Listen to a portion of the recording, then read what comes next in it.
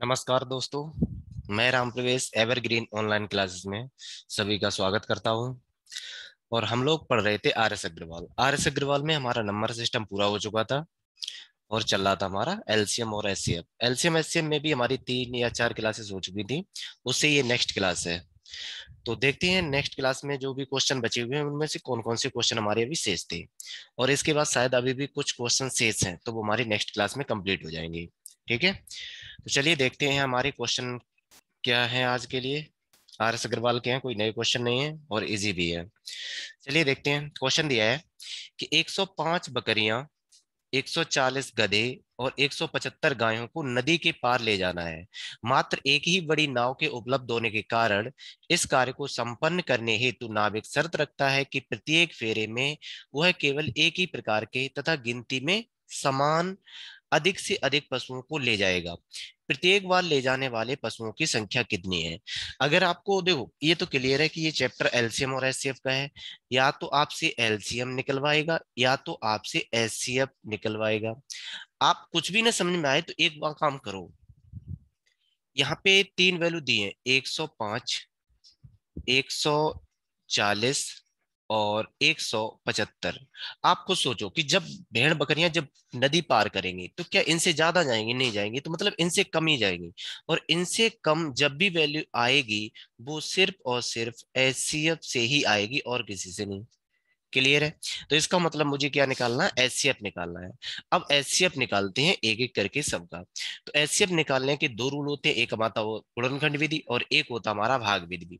तो हम निकाल रहे हैं यहाँ पे भाग विधि, क्योंकि हमने बताया था कि जब भी एचसीएफ निकालेंगे तो भाग विधि लगाना इजी होता है गुणनखंड विधि से। इजी दोनों होते हैं लेकिन उसमें एक स्टेप बढ़ जाता है केवल इसलिए। अब भाग विधि से लगाओगे तो हम 140 से भाग दे रहे हैं 175 में। ठीक है, तो भाग जाएगा एक बार, तो 140 बचा कितना आपका? 35। 35 से भाग लगाओगे अब 140 में तो जाएगा आपका 4 बार। और 140 शेष फल कितना हुआ? 0। इसका मतलब है कि सिर्फ 2 नंबर का एचसीएफ अभी 35 हुआ। तो नंबर कौन सा बचा अभी? 105। तो 105 को फिर डिवाइड कर दो। तो 105 को डिवाइड करेंगे उसी एचसीएफ से जो आपका 2 नंबर का आया था, मतलब 35 से। तो 35 से डिवाइड करोगे तो 35 3 105 होते हैं। 35 3 105। तो यहाँ भी रिमाइंडर 0। तो इसका मतलब है कि आपका जो एचसीएफ है वो कितना आएगा? आपका 35 आएगा। तो जो एचसीएफ है वही जानवरों की संख्या है एक बार में नदी पार करने के लिए। और यही हमसे पूछ रहा है कि प्रत्येक बार ले जाने वाले पशुओं की संख्या कितनी है। तो संख्या किसके बराबर हो जाएगी? आपके एचसीएफ के बराबर। और वो नंबर कितना है आपका? 35। चलिए नेक्स्ट क्वेश्चन देखते हैं। नेक्स्ट क्वेश्चन में दिया है कि एक कमरा है, कोई भी है, रेक्टेंगल टाइप का होता है। जैसे मान लो कोई भी एक शेप ले लेते हैं हम लोग। रेक्टेंगल, चलो ये एग्जैक्ट रेक्टेंगल ये दिया है। ये रेक्टेंगल दिया है और कह रहा है कि जो रेक्टेंगल है, ये रेक्टेंगल एक कमरा है। क्या दिया है? एक कमरा नुमा है। अब आपसे कह रहा है कि जो कमरा है इसकी लंबाई है और चौड़ाई है। तो लंबाई दे रहा 15 मीटर 17 सेंटीमीटर। तो अगर ये 15 मीटर और 17 सेंटीमीटर है, ये आपकी 9 मीटर और 2 सेंटीमीटर है। अब हमें क्या चाहिए कि जो यूनिट है वो अलग अलग है, मीटर और सेंटीमीटर, तो एक में कर लो। अब एक में करोगे, अगर आपने मीटर में कन्वर्ट किया तो वैल्यू रहेगी पॉइंटों में। तो हम पॉइंटों में निकाल के किस में सीधा कन्वर्ट कर देंगे? सेंटीमीटर में। तो जब सेंटीमीटर में कन्वर्ट करोगे तो 1500 प्लस 17, तो ये हो जाएगा आपका 1517 सेंटीमीटर। ये 900 प्लस 2, तो ये हो जाएगा आपका 902 सेंटीमीटर। यहां तक बात समझ में आई नहीं आई? अब दिया क्या है हमसे? क्वेश्चन में दिया गया है कि अगर इसी रेक्टेंगल में आपको इसी छत के निचले भाग में कम से कम वर्गाकार टाइलें लगानी है। अब वर्गाकार टाइल का साइज नहीं दिया है। तो जब भी मुझे रेक्टेंगल दिया जाए और उसकी लंबाई और चौड़ाई दी जाए, तो इसके अंदर बनने वाला मैक्सिमम साइज का जो वर्ग होगा उसकी भुजा लंबाई और चौड़ाई के HCF के इक्वल होती है। बात समझ में नहीं आई? मतलब है कि जो भी एक वर्ग बनेगा उसकी जो साइड होगी, उसकी साइड होगी, उस साइड की लंबाई, रेक्टेंगल के एलसीएम के नाम, लंबाई और चौड़ाई के HCF के इक्वल होती है। ये बात आपको ध्यान रखनी पड़ेगी। अब क्या करना है मुझे, अब HCF लेना है, तो जब HCF लेना तो HCF लेंगे किसका, बड़े वाले रेक्टेंगल की साइड का। तो साइडें थी आपकी 1517 और 902, तो इन दोनों का HCF लेना है, तो HCF ले लेते हैं। तो HCF लेने का रूल क्या है, आप 902 से भाग कर दो 1517 में, तो भाग जाएगा एक बार, तो 902 बचा कितना, 5, एक, और यहाँ कितना बचेगा आपका, 615। 615 से अब भाग देना है 902 में, तो भाग कितनी बार जाएगा, एक बार, तो 615। यहाँ क्लियर है? ठीक है। तो यहाँ रिमाइंडर बचेगा आपका, 12 में से 5 जाएगा 7, और यहाँ हुआ 9, 9 में से 1 जाएगा तो बचेगा आपका 8, और यहाँ बचे थे 8, 8 में से 6 जाएंगे तो बचेंगे आपके 2। अब 287 से भाग देना है 615 में, तो भाग कितनी जाएगा, 28 दूनी 56, 2 बार जाएगा, तो 2 बार दे दो। तो 2 7 14 का 4 हासिल 1, 2 8 16 1 17, और 2 2 4 और 1 5, इतना हुआ। इसको थोड़ा ऊपर कर रहे हैं, क्वेश्चन क्वेश्चन हट जाएगा, कोई दिक्कत नहीं उससे, ठीक है। अब यहाँ रिमाइंडर जो बचेगा, 5 में से 4 जाएगा 1, 11 में 7 जाएंगे 4, 41। अब 41 से भाग दे दें किस में, 287 में, तो ये जाएगा 7 बार, तो 287 ही आएगा, और रिमाइंडर कितना हुआ, 0। तो जो हमारा HCF मुझे निकालना था, वो HCF आपका आया 41। अब जो HCF है, वो HCF ने रियल में वर्ग की साइड आई है। क्या आया, वर्ग की साइड। अब क्वेश्चन में ये हमसे नहीं पूछा गया है कि उस वर्गाकार टाइल की साइड कितनी, ये नहीं पूछा गया, हमसे पूछा ऐसी टाइलें कितनी है। तो ऐसी कितनी टाइलें हैं, तो एक बार खुद सोचो। टाइलें आप इस पे वर्गाकार में, मतलब जो रेक्टेंगल नुमाकार छत है उस पे लगाओगे, तो जो छत है उसके पूरे एरिया को कवर करेंगी, इसका मतलब सभी टाइलों का एरिया बराबर होना चाहिए इस आयत का एरिया के बराबर। बात समझ में नहीं आई? तो उसी कॉन्सेप्ट को यहाँ पे लगाएंगे, और क्या होगा,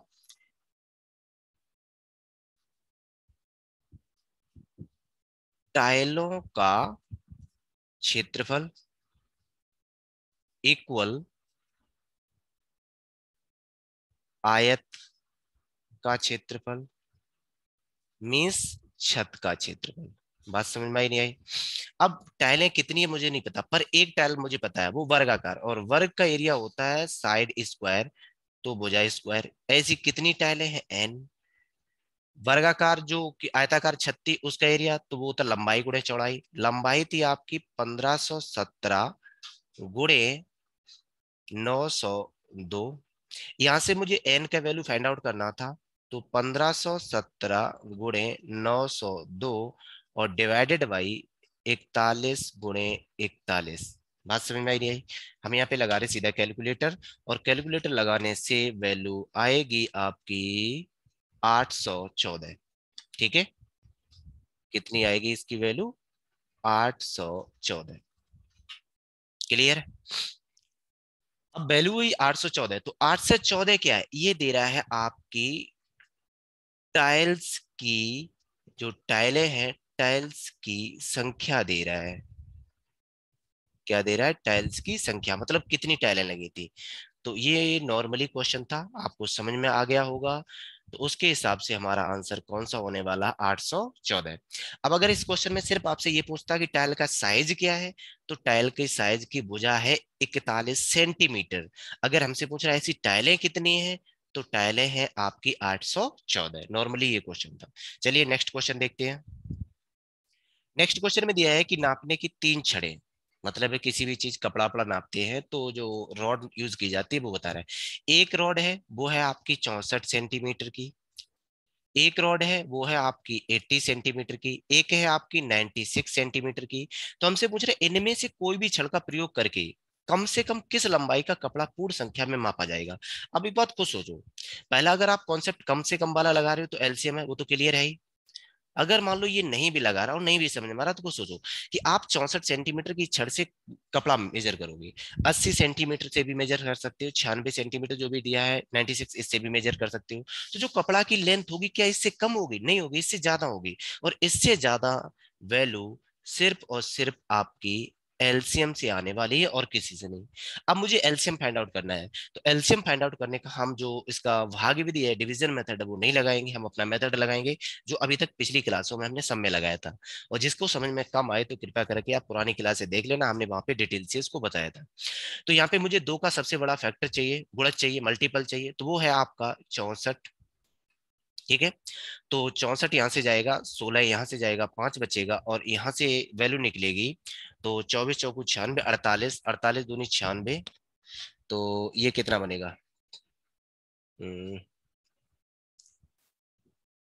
32, 32 तक कटेगा तो 3 बचेगा। तो 3 यहां से उठा लो और 5 यहां से उठा लो।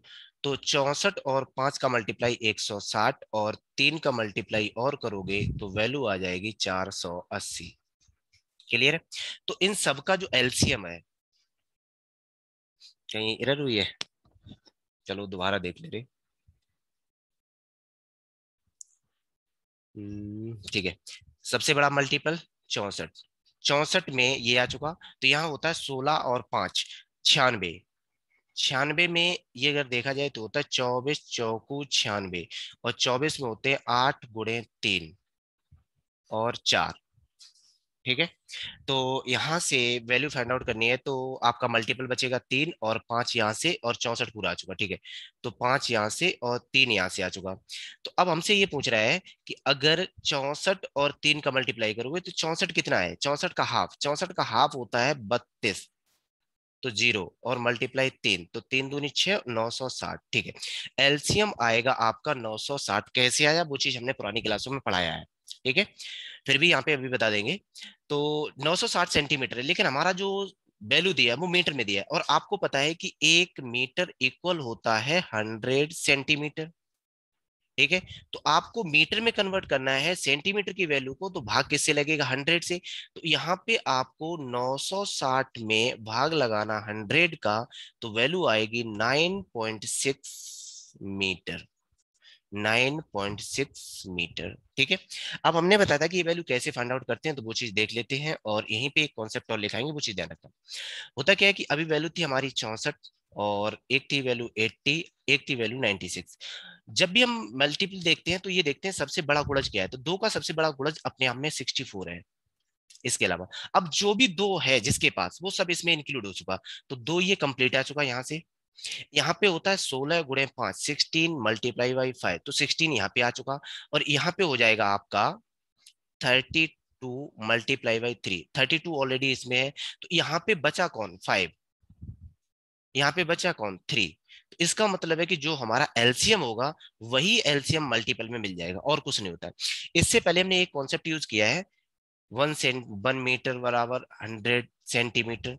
तो ये वाला कॉन्सेप्ट ये भी नॉर्मल सबको आता है। ठीक है, तो जो भी हमारा क्वेश्चन था उसके हिसाब से हमारा आंसर कितना हो जाएगा? 960, और पॉइंट लगाओगे दशमलव के बाद तो कितना हो जाए? 9.6 मीटर। चलिए नेक्स्ट क्वेश्चन देखते हैं। नेक्स्ट क्वेश्चन में दिया है कि अमित, सुचेता और नीति एक वृत्ताकार रास्ते के गिर्द एक ही बिंदु से एक साथ दौड़ना आरंभ करते हैं तथा क्रमशः 18, 24 और 32 सेकंड में एक चक्कर पूरा करते हैं, तो वो तीनों कितने समय बाद प्रारंभिक बिंदु पर मिलेंगे?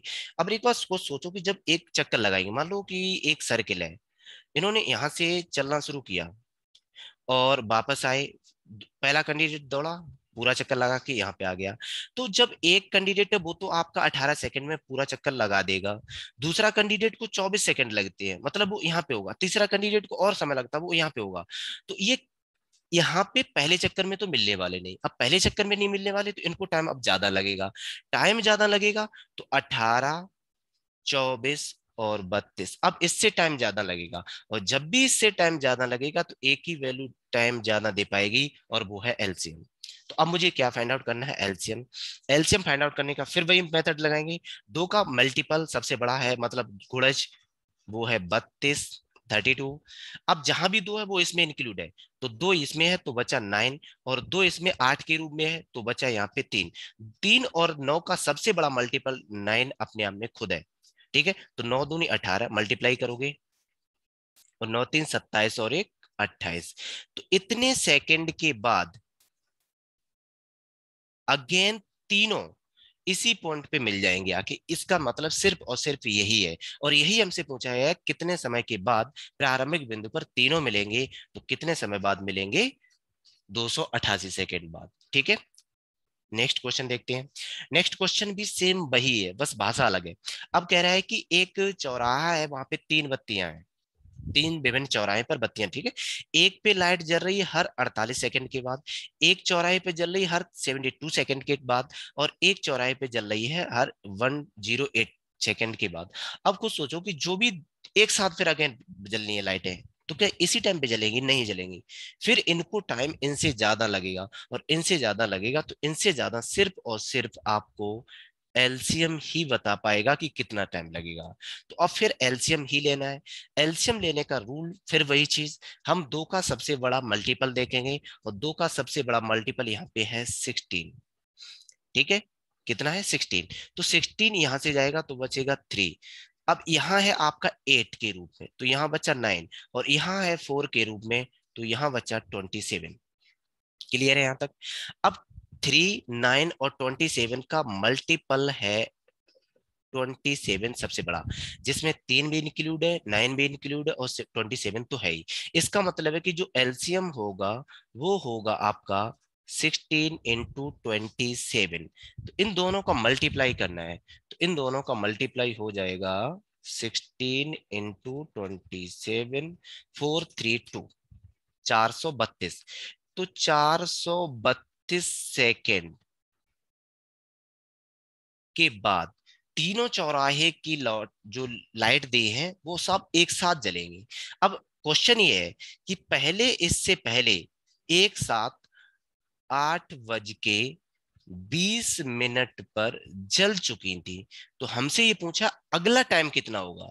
तो अभी आप 432 सेकेंड के बाद ये लाइटें फिर तीनों एक साथ जलेंगी। अब 432 को आपको मिनट में कन्वर्ट करना है, और मिनट में कन्वर्ट करने के लिए भाग तो 60 का लगेगा। तो 60 का भाग लगाओगे तो 7 बार जाएगा, 7 6 42, तो 420, बच्चा रिमाइंडर 12। तो जो बचा वो तो अभी भी सेकंड में ही रहेगा, और जो भागफल आया वो मिनट हो गया। इसका मतलब है कि अगेन 7 मिनट 12 सेकंड के बाद ये बत्ती दोबारा एक साथ बजेगी। तो 8:20 पे एक साथ थी, उसके बाद 7 12 और टाइम लगेगा। तो अब जो टाइम है वो टाइम हो जाएगा 8:27 और 12 सेकंड। 8:27 और 12 सेकंड। नॉर्मली ये क्वेश्चन इजी है और समझ में आ चुका होगा। ठीक है, चलिए नेक्स्ट क्वेश्चन देखते हैं। नेक्स्ट क्वेश्चन दिया है कि तीन मित्र हैं ए बी सी, एक वृत्ताकार स्टेडियम के इर्द गिर्द घूम रहे हैं। सेम वही क्वेश्चन है जो अभी वृत्त पे घुमाया था, तो इसको हम कुछ भी एक्स्ट्रा नहीं कर रहे हैं, सिर्फ एलसीएम लेने के वही करेंगे। ठीक है, तो एक कैंडिडेट है पूरा चक्कर लगाएगा 24 सेकंड में, एक कैंडिडेट है वो 36 सेकंड में, और एक कैंडिडेट है 30 सेकंड में पूरा चक्कर लगा रहा है। तो हम सीधा क्या करने वाले, एलसीएम लेंगे, और एलसीएम में सबसे बड़ा गुणज उठाएंगे। तो सबसे बड़ा गुणज दो का है 8। ठीक है, तो 8 यहां से निकला, 3 बचा, यहाँ पे 4 के रूप में है तो यहाँ पे 9 बचा, और यहाँ पे आपका 2 के रूप में है तो 15 बचा। अब 3 का सबसे बड़ा गुणज 9 है, तो 9 यहाँ पे आएगा, 3 यहाँ से हटेगा, 9 यहाँ से हटेगा, और 3 यहाँ से हटेगा तो 5, और 5 का मल्टीप्लाई और होगा। तो 24 36 और 30 का जो एलसीएम है वो एलसीएम आपका ये दिया है। ठीक है, एलसीएम में मल्टीप्लाई करना, तो सबसे पहले हम जीरो बनाएंगे। तो जीरो बनाने के लिए जो इजी स्टेप है वो उसका मल्टीप्लाई कर दो, तो 8 5 40 और 9 4 36, तो वैल्यू हो जाएगी 360। तो 360 सेकेंड के बाद ये कैंडिडेट अगेन पुनः उसी बिंदु पर मिल जाएंगे जहां से इन्होंने स्टार्ट किया था। अब हमसे पूछ रहा है कि टाइम क्या है, मतलब कितने समय बाद मिले। तो अगर सेकंड में आंसर होता तो 360 सेकंड होना चाहिए था, लेकिन यहाँ पे मिनट में दिया, तो मुझे पता है मिनट में कन्वर्ट करने के लिए 360 को भाग कर दो 60 से, तो ये जाएगा आपका 6 टाइम। मीन्स ये वैल्यू आपकी 6 मिनट के इक्वल होती है। ठीक है, तो 6 मिनट के इक्वल होती है। तो ऑप्शन नंबर कौन सा हो जाएगा आपका? पहला हो जाएगा। चलिए नेक्स्ट क्वेश्चन देखते हैं। नेक्स्ट क्वेश्चन दिया है कि टीनू दर्जी एक महिला के स्कर्ट बनाने के लिए किसी चौड़ाई के कपड़े का प्रयोग करता है, परंतु उसे याद नहीं कि चौड़ाई 32 इंच थी या फिर 36 इंच। मतलब है कि उसको नहीं पता कि उसको 36 इंच लेना है या फिर 32 इंच लेना है। तुम उसे कपड़ा खरीदने में सहायता दे सकते हो ताकि वह कपड़ा दोनों दशाओं में प्रयोग किया जा सके। उसे कितना कपड़ा खरीदना है? अब खुद सोचो कि अगर आप कपड़ा लोगे तो कपड़ा क्या 36 और 32 इंच से कम लोगे? नहीं लेंगे, इससे ज्यादा ही लेंगे। और इनसे ज्यादा सिर्फ और सिर्फ एक ही वैल्यू बताएगा, और वो बताएगा इन दोनों का एलसीएम। इन दोनों का एलसीएम निकालने के लिए अभी हमने बताया सबसे पहले दो का गुणज उठाएंगे, और दो का सबसे बड़ा गुणज यहाँ पे फिलहाल 32 अपने आप में है, तो 32 पूरा आ चुका। और यहाँ दो के रूप में दिया है 4, तो बचा 9। 9 यहाँ आ जाएगा क्योंकि और कुछ नहीं बचा। तो जो एलसीएम है तो वो एलसीएम हो जाएगा 9 दूनी 18, और 9 तीन 27, और 1 28। तो ये दिया है इंच, ये दिया है इंच क्योंकि आपने इंच में लिया था। इसका मतलब है कि आपको कपड़ा 288 इंच चौड़ा लेना पड़ेगा, जिससे चाहे तो आप 32 इंच का मेजर करके मेजर करो, या आप 36 इंच मेजर करके करो, दोनों दशाओं में पूरा यूज होगा, कुछ भी नहीं बचने वाला। इसका मतलब हमारा आंसर कौन सा हो जाएगा? दूसरा हो जाएगा। चलिए नेक्स्ट क्वेश्चन देखते हैं। नेक्स्ट क्वेश्चन में दिया है कि 6 घंटियां एक साथ बजनी आरंभ हुई। यदि ये घंटियां क्रमशः 2 4 6 8 10 12 सेकंड के अंतराल पे बजें, तो 30 मिनट में कितनी बार एक साथ बजेंगी? चलो अब क्वेश्चन देखते हैं। अब एक बात खुश बड़ी चीज होगी कि अगर घंटियां बज रही हैं तो एक बज रही है 2 सेकंड के अंतराल पे, एक बज रही है 4 पे, एक 6 पे, एक 8 पे, एक 10 पे, और एक 12 पे। तो जब एक साथ बजेंगी टाइम इनसे ज्यादा लगेगा, और टाइम इनसे ज्यादा लगा तो सिर्फ और सिर्फ एलसीएम होगा। क्लियर है? जब एलसीएम होगा तो एलसीएम निकालने का रूल हमें पता है। दो का सबसे बड़ा गुणज यहाँ पे फिलहाल कौन है? 8। तीन का सबसे बड़ा गुणज कौन है? खुद 3। ठीक है, अब देखो जहां भी 8 है वो हटा दो, मतलब 2 है, तो 2 ये भी गया, ये भी गया, और 2 यहां से गया तो 3 बचा, था 8 पूरा जा चुका, 2 यहां से जाएगा 5 बचा, और 2 यहां से जाएगा तो 3 बचा, मतलब 4 के रूप में जाएगा। 3 यहाँ पे हमने उठा लिया तो 3 ये भी गया, ये भी गया, अब 5 बचा था उसको भी उठा लो। तो एलसीएम तो ये होने वाला है। तो एलसीएम में हमने बताया था सबसे पहले हम जीरो बनाएंगे, तो 8 और 5 का मल्टीप्लाई करोगे 40, और 40 का 3 में मल्टीप्लाई करोगे तो वैल्यू आ जाएगी 120। 120 जो भी है वो सेकेंड है, 120 सेकेंड। मतलब है कि हर 120 सेकेंड के बाद ये सब घंटियां एक साथ बजेंगी। अब 120 सेकेंड का मतलब क्या दिया है? 2 मिनट। 120 सेकंड का मतलब 2 मिनट, मतलब है कि दो दो मिनट के अंतराल पे सब एक साथ बजेंगी। जब एक साथ बजेंगी तो आपसे पूछ रहा है 30 मिनट में कितनी बार बजेंगी। तो हमसे पूछ रहा है 30 मिनट में, तो आपको क्या करना है? उस 30 को भाग कर दो 2 से, तो वैल्यू आ जाएगी 15 बार। ये होगी। अब देखा जाए तो यहाँ ऑप्शन नहीं, लेकिन एक बात को सोचो, आपने निकाला कि घंटियां 30 मिनट में 15 बार बजी, तो जब टाइम हमने काउंट करना स्टार्ट किया होगा वो भी तो एक बार एक साथ बजी होगी। अगर टाइम पहले वाला जहां से हमने टाइम स्टार्ट किया था वहां पे एक साथ बजी होंगी, उसको भी इंक्लूड कर ले, तो टोटल हो जाएंगी 16 बार में 16 टाइम्स। क्लियर हुआ या नहीं हुआ? तो उस केस में हमारा आंसर कितना हो जाएगा? 3 हो जाएगा। नेक्स्ट क्वेश्चन देखते हैं। नेक्स्ट क्वेश्चन दिया है कि पत्थरों के एक ढेर को क्रमशः 32 40 और 72 के ढेर बनाए जाते हैं। मतलब है कि एक ढेर है बहुत बड़ा पत्थरों का, उसमें से आप अगर 32 पत्थर उठाते हो, या 40 का ढेर बनाते हो, या आप 72 का ढेर बनाते हो, तो अगर आपने 32 का ढेर बनाया तो आपके पास 10 पत्थर बच जाएंगे। अगर आपने 40 40 का ढेर बनाया तो आपके पास 18 पत्थर शेष बच जाएंगे। अगर आपने 72 का सेट बनाया, 72 72 का, तो उस केस में आपके पास 50 पत्थर शेष बचेंगे। जब भी आपको पता है कि पत्थरों की संख्या 32 40 और 72 से तो कम होने वाली नहीं, तो जब कम नहीं होने वाली इसका मतलब है कि आपको ज्यादा से ज्यादा वैल्यू चाहिए, और ज्यादा से ज्यादा वैल्यू चाहिए तो आपको सिर्फ और सिर्फ अब एलसीएम चाहिए। अब एलसीएम में ये रूल होता है कि अगर आप किसी भी संख्या में ए बी सी से भाग दो, और ए से भाग देने पर शेषफल एक्स, बी से भाग देने पर शेषफल वाई, और सी से भाग देने पर शेषफल जेड आ रहा है, और इनकी कंडीशन है क्या?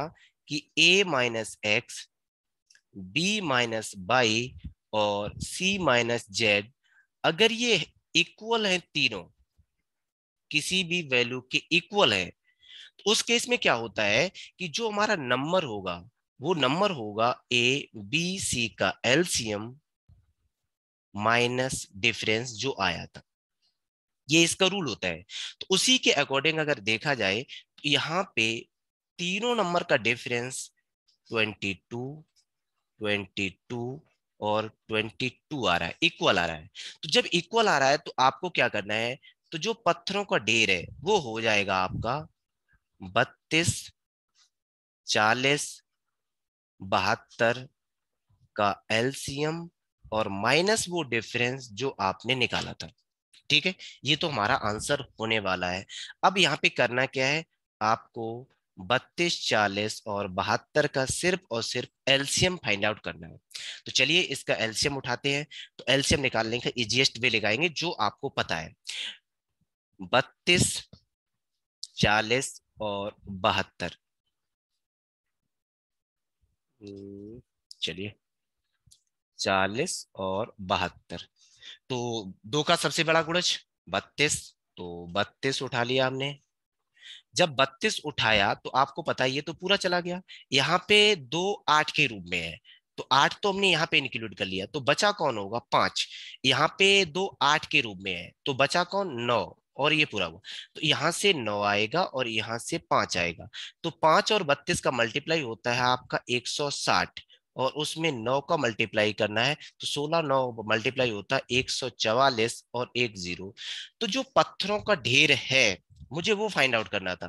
तो इनका एलसीएम आया आपका 1440। तो जो नंबर होने वाला है जो मुझे फाइंड आउट करना था, नंबर एन, वो था आपका इनका एलसीएम मीन्स 1440 माइनस 22।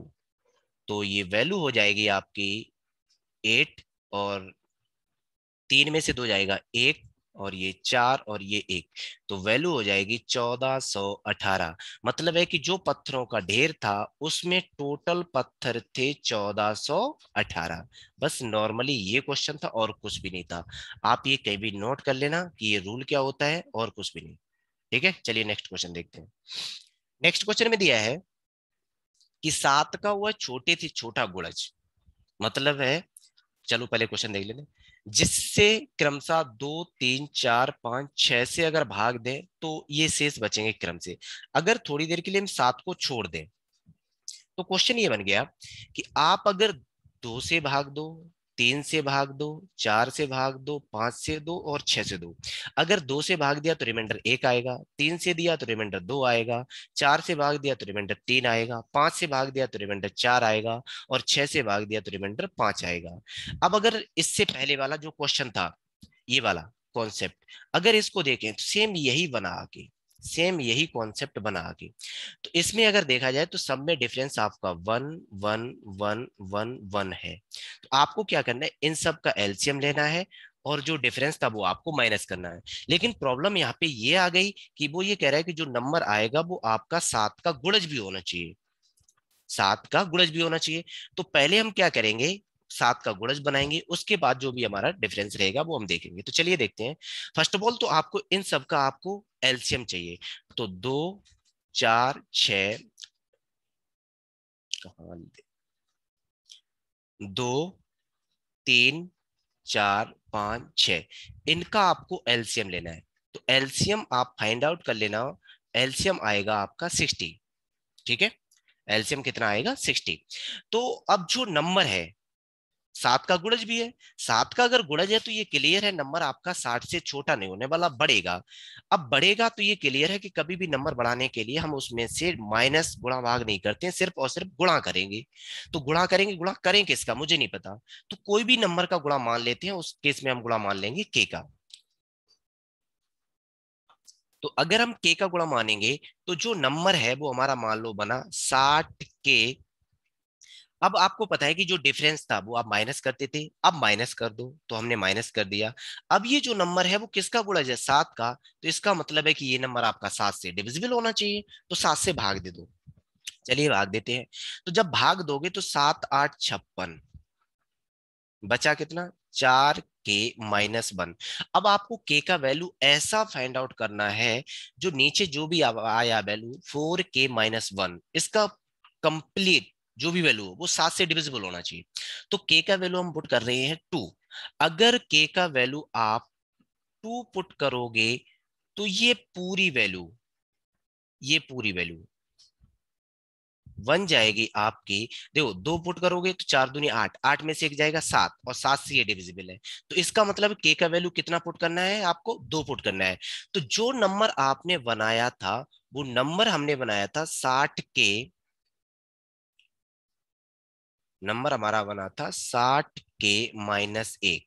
तो के का वैल्यू कितना माना आपने 2, तो ये हो जाएगा 60 × 2 - 1, तो 120 - 1 = 119। बस हमसे यही निकलवाया था और कुछ भी नहीं। ठीक है, तो चलिए। और ये क्वेश्चन आपके इससे पहले वाली क्लासों में हो भी चुके हैं, क्योंकि ये एक्सरसाइज बी के क्वेश्चन है और कुछ भी नहीं। ठीक है, चलिए, हमारा आंसर कितना हो जाएगा, 119। नेक्स्ट क्वेश्चन देखते हैं। नेक्स्ट क्वेश्चन में दिया है कि 5 अंकों की बड़ी से बड़ी संख्या, क्वेश्चन वही है, वहां पे 7 का गुणज था, यहाँ पे 5 अंकों की बड़ी से बड़ी है, सब में वही करना है। देखो, आपसे कह रहा है कि अगर हम 15 से भाग दें, 18 से भाग दें, 21 से भाग दें और 24 से भाग दें। अगर आप 15 से भाग दोगे तो शेषफल 11 है, 18 से भाग दोगे तो शेषफल 14 है, 21 से भाग दोगे तो शेषफल 17 है, और 24 से भाग दोगे तो शेषफल 20। सिर्फ इतना बता रहा है। तो इन दोनों का डिफरेंस 4, इन दोनों का डिफरेंस 4, इन दोनों का डिफरेंस 4, इन दोनों का डिफरेंस 4। तो आपको क्या करना है कि ऊपर वाले का एलसीएम और आपको 4 डिफरेंस माइनस करना था। लेकिन वो ये कह रहा है कि संख्या मुझे 4-5 अंकों की बड़ी से बड़ी चाहिए। तो पहला काम हम क्या कर रहे हैं कि इनका एलसीएम ले रहे हैं, क्योंकि एलसीएम लेना है, क्योंकि संख्या बड़ी से बड़ी चाहिए। अब 15, 18, 21 और 24 का एलसीएम ले रहे हैं। तो एलसीएम लेने का सेम वही तरीका लगाएंगे। 2 का मल्टीपल मतलब 2 का गुणज सबसे बड़ा यहाँ पे 8 है। तो 8 है तो 8 यहां से चला गया तो बचा 3, 21 में कुछ भी नहीं जाएगा, और 18 में से 2 चला गया, बचा 9। अब 3 का सबसे बड़ा गुणज कौन है, 9 है। तो 9 आ गया, तो 9 आ गया, तो 3 का गुणज यहाँ से जाए 5 बचा, 9 अपने आप में पूरा चला जाएगा, यहाँ पे 7 बचा और 3 पूरा चला गया, यहाँ पे बचा 5 और बचा 7। तो जो एलसीएम वो तो ही आएगा। एलसीएम में पहले हम इनका मल्टीप्लाई करेंगे तो 40 बनाएगा, और इनका मल्टीप्लाई करेंगे तो 63 बनाएगा। तो 4 3 12, और 4 6 24, और 1 25, और 1 0। तो आपका जो एलसीएम है, एलसीएम तो आया 2520, सिर्फ एलसीएम। अब आपसे कह रहा है कि जो नंबर है वो 5 अंकों की बड़ी से बड़ी संख्या है, तो पहले हम वो बड़ी से बड़ी संख्या प्राप्त देख करेंगे है कौन सी, उसके बाद शेषफल को माइनस करेंगे, जो हम लोग करते हैं। बस इतना है और कुछ भी नहीं। अब आपके पास 5 अंकों की बड़ी से बड़ी संख्या होती है 99,99,999, ये होती है। इसको भाग करना है किससे, 2520 से। तो 2520 से भाग करना है, तो 25 का भाग कितनी बार जाएगा, 3 बार। तो 25 3 75, और 20 3 60, इतना आएगा। तो यहाँ रिमाइंडर बचा 0, यहाँ बचा 3 9 3, और 9 में से 5 गया आपका बचा 4, और 9 में से 7 गया बचा आपका 2, और 9 नीचे आएगा। ठीक है, अब 25 का भाग लगाओगे तो कितने जाएगा, 25 ने 225, 9 बार जाएगा, तो 0। तो 25 दूनी 50, नहीं 9 दूनी 18, 1 9 5 45, और 1 46, 4 9 दूनी 18, और 4 22। रिमाइंडर बचा आपका 9 1, और 13 में से 6 गया 7, यहाँ 3 बचा, 3 में से 2 गया 1। ठीक है, इतना बचा। आपको पता है कि जो नीचे वाला पार्ट होता है शेषफल, वो हमेशा घटेगा। तो घटेगा किस में से, जो आपने संख्या मानी थी, और संख्या आपने मानी थी 99,999। इसमें से एक नंबर घटेगा, जो रिमाइंडर था 1719। इसको यहां से माइनस कर दो, 1719।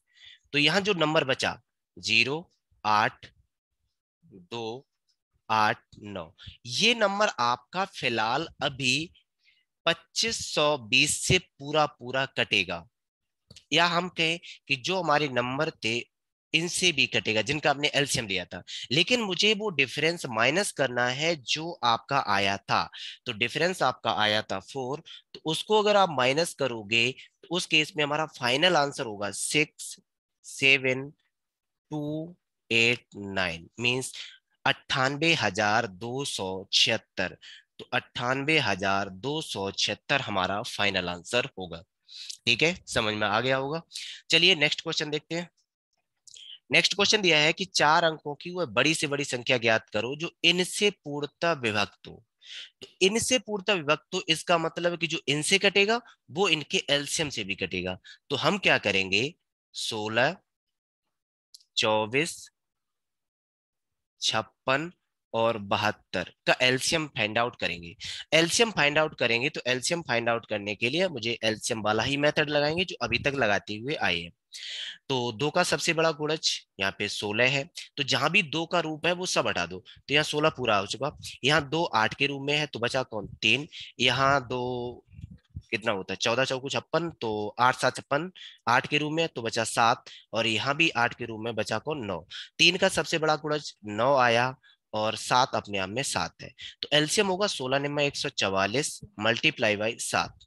7 4 28, 7 4 28 और 2 30।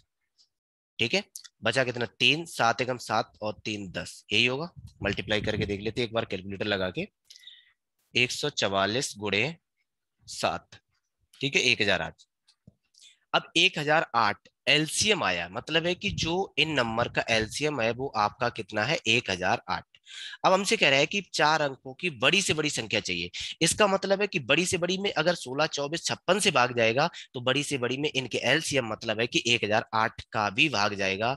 तो हम सीधा 1008 का भाग दे रहे हैं 9,999 में। तो भाग गया फिलहाल 9 बार। 9 8 72, 0 और 9 एकम 9। ठीक है, तो वैल्यू अगर देखी जाए तो सीधी यही बनेगी क्योंकि इससे भाग आगे जाने वाला ही नहीं है। तो आंसर हो जाएगा 9,072। ठीक है, चलिए नेक्स्ट क्वेश्चन देखते हैं। ठीक है, आज के लिए हमारे पूरे क्वेश्चन हो चुके 15। और जिसको भी ये वीडियो पसंद आ रही हो तो इसको लाइक जरूर करें। ठीक है, लाइक कर दें। और अगर आप इस पे नए हैं तो सब्सक्राइब वाला बटन दबा दें कि वीडियो को जब प्ले कर रहे हो तो यहाँ पे रेड कलर में लिखा हुआ आता होगा। ठीक है, और सब्सक्राइब करने के बाद यहाँ पे एक बेल आइकन होगा, उसको जरूर प्रेस करें क्योंकि ऐसा होता है कि अगर आप इसको प्रेस नहीं करोगे तो कोई भी वीडियो यहाँ से डाली जाएगी तो उसका नोटिफिकेशन आपके पास नहीं जाएगा, और इसको प्रेस करोगे तो यहाँ से जो भी वीडियो अपलोड की जाएगी उसका तुरंत नोटिफिकेशन आपके पास पहुंच जाएगा। ठीक है, इसलिए ये प्रेस बटन की जाती है। और प्रेस बटन करोगे तो वहां पे कुछ ऑप्शन खुल के आएंगे, तो वहां पे ऑल पे क्लिक करना है आपको। ओके, और अगर ये वीडियो आपको पसंद आ रही है तो आप अपने फ्रेंड्स को शेयर जरूर करें। ठीक है, तो आप आज के लिए बहुत बहुत धन्यवाद।